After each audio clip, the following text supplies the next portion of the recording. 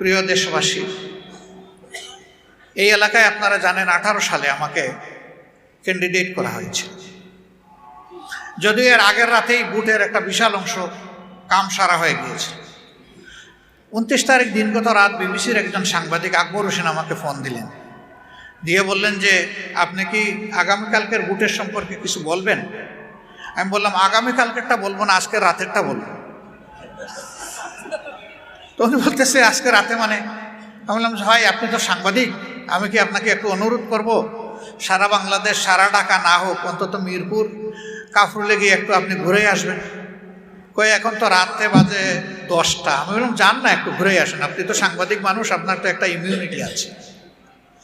তিনি 1 ঘন্টা পরে আমারে ফোন দিয়ে বললেন যে আমি সরি। বললাম আপনি কেন সরি? কই যে আপনি যেমন বলেছিলেন যে আগামীকাল বলবেন না, আজকে রাতেরটা বলবেন, আজকে রাতেই তো সব হয়ে যাচ্ছে।